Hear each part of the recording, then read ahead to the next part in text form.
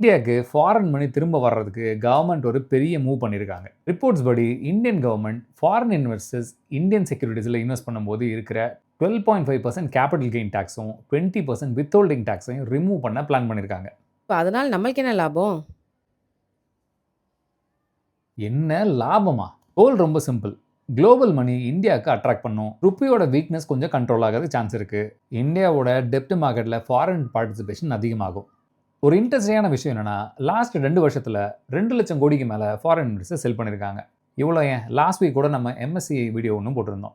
அன்னைக்கு மட்டும் 20,600 crores foreign investors செல் பண்ணியிருக்காங்க. ஒருவேளை இந்த பிளான் இம்ப்ளிமெண்ட் ஆயிடுச்சுன்னா இந்தியாவுக்கு அதிகமான ஃபாரின் மணி வரும், பாண்ட் மார்க்கெட்டோட டிமாண்ட் இன்க்ரீஸ் ஆகும், ருப்பி மேலே இருக்கிற ப்ரெஷர் கொஞ்சம் கம்மியாகும், ஓவரால் மார்க்கெட் சென்டிமெண்ட்டே இம்ப்ரூவ் ஆகும். ஆனால் ஒரு விஷயம் மட்டும் ஞாபகம் வச்சுக்கணும், இதனால மட்டும் ஃபாரின் இன்வெஸ்டர்ஸ் நம்ம நாட்டுக்குள்ளே வந்துடுவாங்களா, இல்லை பக்கத்து நாடுகளில் இருக்கிற ஆப்பர்ச்சுனிட்டிஸ் இதை விட பெட்டராக இருக்குன்னு அங்கேயும் போயிடுவாங்களான்னு நீங்கள் கமெண்ட்டை சொல்லுங்கள். அடுத்த வீடியோவில் பார்க்கலாம்.